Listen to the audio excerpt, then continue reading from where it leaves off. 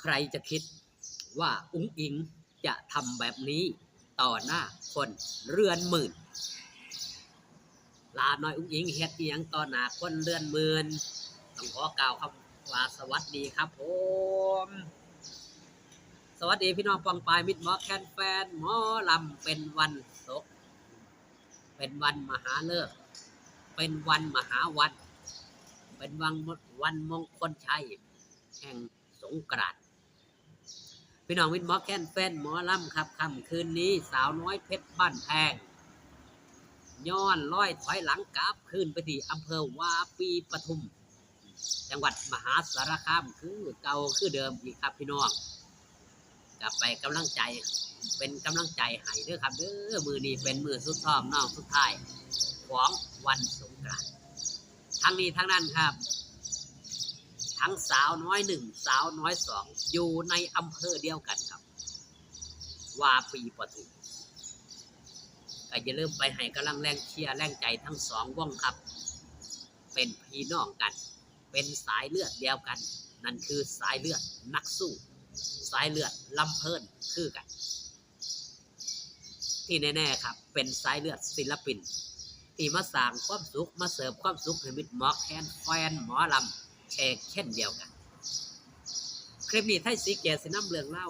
ของหลานมาหญิงมาเว้าสู่พี่สู่น้องฟังครับใครจะคิดว่าอุ๋งอิงจะทำแบบนี้ต่อหน้าคนเรือนหมื่น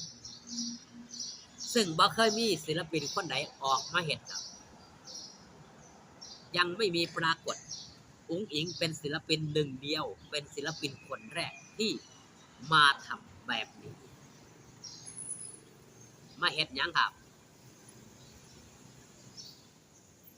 ก่อนสิพี่ว่าไปทราบข่าวความเคลื่อนไหวของลาน้อยอุ๋งอิงครับเมื่อบ่กี่ชั่วโมงที่ผ่านมาหลังจากที่ลาน้อยอุ๋งอิงได้เสร็จจากทำการแสดงที่วัดสวรรค์คงคาอำเภอจตุรัสจังหวัดชัยภูมิลาน้อยอุ๋งอิงออกมาเคลื่อนไหวแบบนี้ครับส่งงานจ้าขอบพระคุณพ่อแม่ทุกท่านที่มาให้กำลังใจทีมงานสาวน้อยและลาเด้อจ้าขอบพระคุณที่เอ็นดูลาและทีมงานคอยสนับสนุนลาและพี่ทีมงานอยู่ตลอดพ่อแม่มาให้กำลังใจลาหลายอีหลีจ้าขอบพระคุณความหักจากพ่อแม่ทุกคนเด้อจ้าขอบพระคุณพ่อโจแม่นุชพ่อนนท์แม่บีย่าสุภาพลุงอำนาจทีมครูทีมอาจารย์นักดนตรีทีมแดนเซอร์ทีมคอนวอยและพ่อแม่FC สาวน้อยพ่อแม่ FC ลาทุกคนเด้อจ้าที่มาส่งมาให้กำลังใจลาและพี่ทีมงานสาวน้อยในมือนี้ลามีความสุขหลายๆจ้าที่พ่อแม่มาให้กำลังใจขอบพระคุณทุกท่านเด้อจ้าขอบพระคุณบ้านฮักลาทุกหลังเด้อจ้าที่อยู่เคียงข้างลาอยู่ตลอดพ่อลาฮักพ่อแม่เด้อจ้าขอบพระคุณชุดสวยๆจากพ่อหนึ่งแม่กวางนะคะขอบพระคุณบ้านฮักลาขอส่งงานจ้านั่นคือ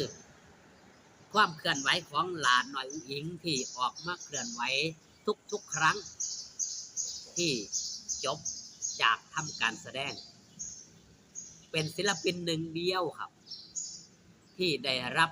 มาลัยได้รับสินน้ำใจได้รับจากมิตรหมอแคนแฟนหมอลำบ่ว่ากรณีที่สำเร็จในเรื่องต่างๆก็ดีเป็นศิลปินต้นแบบเป็นศิลปินต้นเรื่องที่ทำให้เกิดคาถาอุ๋งอิงเป็นศิลปินหนึ่งเดียวครับที่มิตรหมอแคนแฟนหมอลำได้มาครับได้มาใส่สรรพนามได้มาขอพรหรือว่าเป็นศิลปินคนแรกในเมืองไทยหนึ่งเดียวในโลกก็ว่าได้ที่มิตรหมอแคนแฟนหมอลำหลายผู้หลายคนมาขอพรให้ประสบผลสำเร็จ ในเรื่องต่างๆเอามาว่าฮอดจอดถึงเรื่องราวของหลาน้อยอุ้งอิงว่าหลาน้อยอุ้งอิงเฮ็ดอีหยังต่อหน้าคนเรือนเมื่อคืนครับ อีกหลายๆงานที่ผ่านมาอุ้งอิงเฮ็ดหยังครับก่อนทำการแสดงก่อนจะไปเช็คเสียงเช็คซาวด์นั่นคือไปขายบัตรขายตั๋วหน้างานครับนั่นคือความพิเศษของหลาน้อยอุ้งอิงที่ทำเป็นคนแรกของศิลปินหมอลำในยุคนี้ก็ว่าได้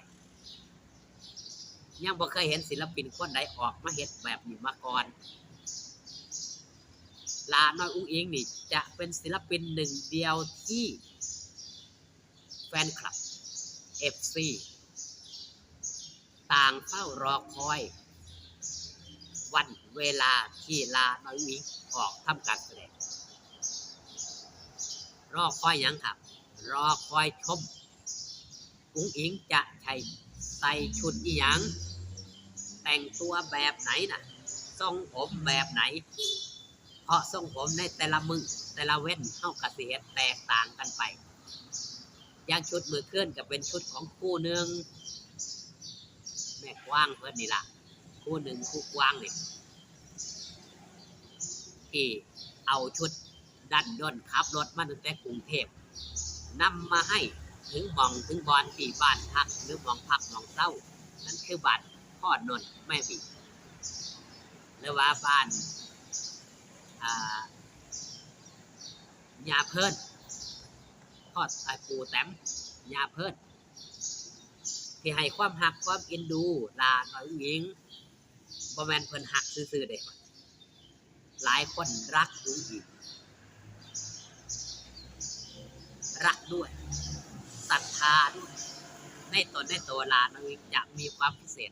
แตกต่างจากคนอื่นครับสิ่งที่หลาน้อยอุ้งอิงทำสิ่งที่หลาน้อยอุ้งอิงเห็นหลายคนแนมเห็นแล้วต่างก็พูดเป็นเสียงเดียวกันว่า